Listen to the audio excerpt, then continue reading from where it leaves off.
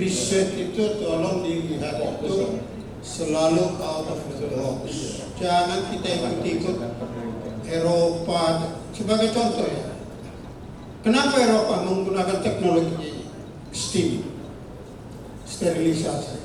Ada yang tahu nggak? 1922 Eropa menggunakan teknologi steam pengolahan TBS menjadi sawit, CPU. Ada yang tahu?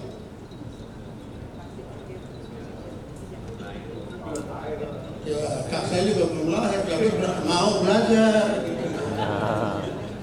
Jadi begini, supaya kita lebih cerdas sedikit, jangan saya presentasi di Kuala Lumpur World Conference. Kemudian saya challenge, excuse me to ask you, ladies and gentlemen, do you really know what's Palmo? Malaysia, mana Malaysia tadi yang merasa hebat? Of course we know, we spend a lot of money for the research. Why do you ask it? Saya bilang begini, I think we pretend to know. Langsung dia bilang, kenapa? If you really know what is palm oil, you should fight Codex Alimentarius. Codex Alimentarius itu kitab sucinya minyak-minyak. Kenapa Codex Alimentarius hanya membandingkan komposisi dari macrochemicals, karbon dan hidrogen? Why you never asking about the macronutrient? Di dunia ini yang tertinggi mikronutrien itu hanya sawit. Jadi proses sterilisasi dilakukan oleh Eropa karena di abad 17 ada pandemi besar-besar di Spanyol. Mati jutaan orang karena penyakit dari tropis. Maka Eropa bilang any materials, food from tropical area should be sterilized. Dan memang dia nggak peduli tentang mikronutrisi karena apa? Yang dipentingkan lipids, vitamin dia nggak perlu. Mohon izin Pak Sahat, masih ada beberapa nanya kita. Ya, jadi enggak, ini lebih mencerdaskan sekaligus. Ya. Jadi itulah kita. Jadi harapan saya adalah mari kita, timbul pertanyaan, kenapa yang Maha Kuasa bikin sawit di tropis? Ada yang bisa jawab enggak? Kenapa enggak di subtropis dia bikin itu sawit? There is a reason yang kita tidak pernah pikir. Kita hanya sering baper. Contohnya minyak sawit dulu waktu diintroduce oleh Smart tahun 1980 nggak ada yang beli. Karena apa? Warnanya merah. Padahal di situ vitaminnya. Mereka basisnya adalah minyak kelapa. Jadi baper, perasaan dibawa daripada otak. Nah itu kita. Jadi marilah kita mencoba merubah. Jadi saya kira itu nanti next session saya siap membantu Ibu.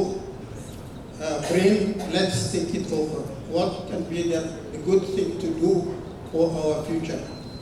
Terima kasih. Terima kasih Pak. Waktunya tinggal 10 menit dari panitia. Mohon singkat-singkat ya Pak Dimas sama nanti dua pembicara. Ya, selamat siang Bapak-Bapak Ibu sekalian. Perkenalkan saya Dimas Aryo Pamungkas dari Indonesia Palm Oil Strategic Studies (IPOS). Pertanyaan disampaikan ke Ibu dari BRIN, Ibu Umi. Jadi terkait dengan pemanfaatan bioenergi dari liquid tadi disampaikan Pak Sahat. Jadi liquid itu adalah lemak atau minyak. Nah, kita perlu sadari bahwa sebenarnya CPO ini sekarang produksinya sedang stagnan. Sedangkan dari sisi alokasi kebutuhan CPO untuk pangan, oleh kimia, dan biodiesel ini dari tahun ke tahun semakin meningkat. Khususnya mandatori untuk biodiesel juga cukup tinggi rate yang akan dikejar oleh pemerintah dari tahun ini B40 dan tahun depan B50. Ya sekitar tahun ini dibutuhkan sekitar 15,6 juta kiloliter biodiesel, yang artinya itu setara dengan 13,6 juta ton CPO yang dibutuhkan. Dan kalau tahun depan untuk B50 ini kemungkinan lebih dari 17 juta ton CPO akan dibutuhkan. Nah, masalahnya produksi CPO itu masih stagnan di sekitar 50 juta ton ke bawah. Nah, di sisi lain, pemerintah pernah menargetkan tahun 2045 itu produksi CPO itu harus menembus 100 juta ton CPO. Nah, kita pernah bikin simulasinya, tapi kalau cuma simulasi saja tanpa ada roadmap itu nggak bisa. Nah, bagaimana kemudian dari pihak riset BRIN itu juga mendorong bagaimana agar produktivitas CPO Indonesia itu bisa meningkat dari sekarang yang average-nya di 3,5 ton CPO per hektar, ini bagaimana kemudian bisa naik seperti target yang ditentukan oleh Kementerian Pertanian dan disampaikan oleh Pak Mentan atau Pak Dirjen Bun untuk mencapai 7 ton. Nah, itu kan sesuatu yang sangat tinggi dan juga cukup dreaming bagi saya. Karena dari pengalaman saya di industri sawit, untuk mencapai 6 ton per hektar saja juga sudah berat. Nah, apalagi ini 7 ton. Dan apalagi kalau hanya slogan saja tanpa ada roadmap, ini tentu tidak akan mungkin tercapai. Apalagi kita punya petani yang 42% dari total sawit nasional, itu juga memiliki tantangan tersendiri untuk replantingnya dan sebagainya. Nah, makanya kemudian bagaimana agar ada riset yang mendukung ke arah sana, yang mana kemudian bisa mendorong produktivitas sawit nasional pada tahun 2045 bisa mencapai 6 atau bahkan 7 ton CPO per hektar. Bagaimana roadmap-nya dan seterusnya. Nah, itu saya pikir itu bisa menjadi agenda BRIN ke depan. Mungkin itu salah satu pertanyaan saya. Ya, terima kasih Pak Dimas. Terima kasih. Selanjutnya, monggo Pak. Ya, dari sana dulu. Yang singkat ya Pak. Terima kasih Pak Moderator. Perkenalkan, nama saya Bini Lohana PC dari Pusat Riset Teknologi Manufaktur Peralatan BRIN. Saya mulai dari pembicara ketiga, yaitu Pak Petrus Chandra.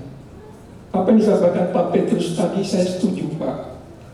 Pertanyaannya Pak Petrus, riset sawit apa yang sudah dinikmati oleh petani?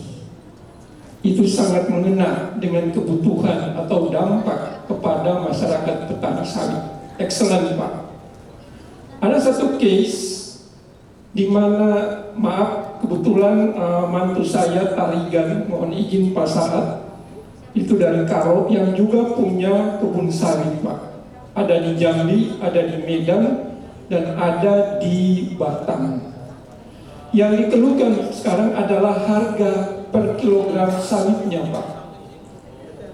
Harga per kilogram sawit itu sekarang dinikmati, menurut besan saya, karena murah sekali Pak.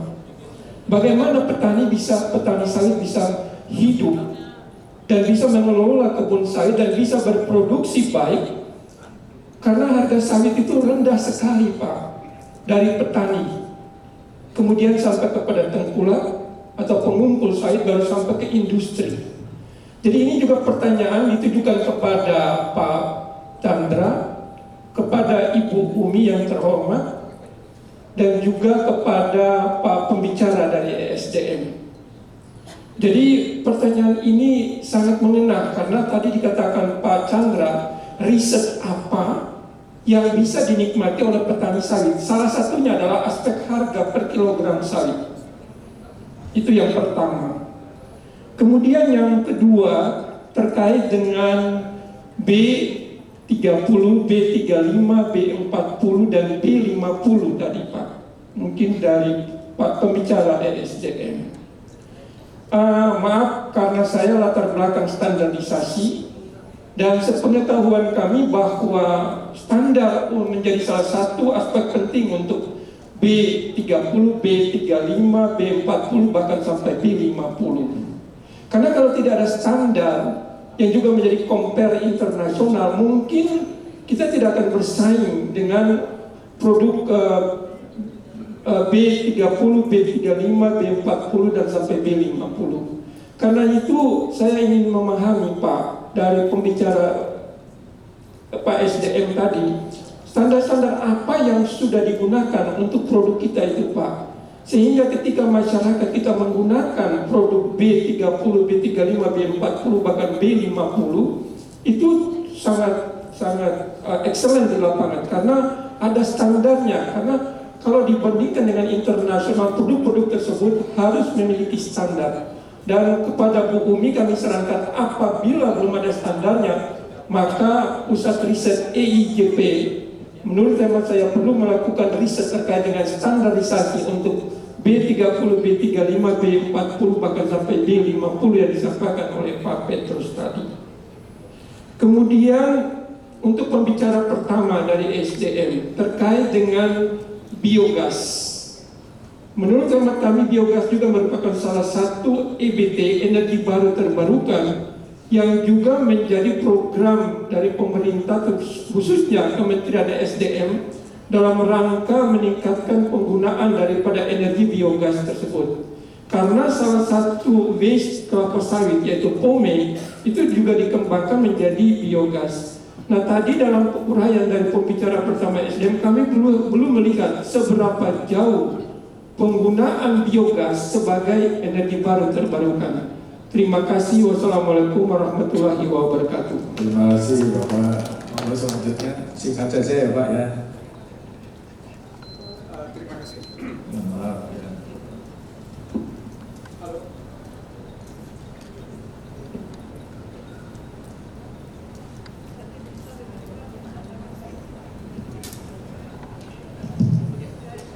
Terima kasih.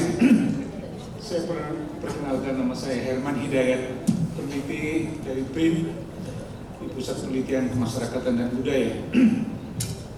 Tadi menarik apa yang diketengahkan oleh Pak Agus Purnomo dalam konteks masalah kawasan konservasi, bahwa Sinarmas mempunyai 8.000 hektar dari total area 530.000 hektar. Dan ini saya amati sebagai pemerhati tentang masalah hutan, khususnya hutan, pengelolaan hutan atau kawasan konservasi. Dalam kaitan mitigasi untuk perubahan iklim, adanya kawasan konservasi dalam konteks carbon trade ini menarik sekali Pak, potensi besar sekali Indonesia. Karena kita punya taman nasional juga 56 unit, itu hampir 18 juta hektar, dan itu kawasan konservasi. Ditambah peraturan Menteri Kehutanan tentang kawasan konservasi, bahwa setiap pengusaha kelapa sawit itu harus 2-3% mengalokasikan kawasan konservasi. Jadi dalam kaitan untuk mendapatkan memperoleh tentang carbon trade, dan dulu Norwegia mengalokasikan dana $1 billion dan itu nggak terpakai tahun kemarin. 2024-2023 nggak terpakai. Saya mendengarkan laporannya hanya 20-30%. Saya tidak mengerti mengapa perusahaan-perusahaan kelapa sawit yang punya kawasan konservasi, jadi itu ada regulasi yang kuat, bekerja sama dengan Dirjen KSDAN, kawasan sumber daya alam kehutanan, untuk merekonstruksi bahwa Indonesia punya ini dan punya nilai jual untuk carbon trade. Nah, ini sebetulnya kolaborasi ini kalau ini berhasil, saya pikir Indonesia juga punya untuk dana yang besar untuk BPD PKS. Terima kasih. Baik, terima kasih. Terakhir Ibu Deputi, Ibu Asti. Kita tolong mic-nya. Ya. Terima kasih. Acaranya ini sangat bagus.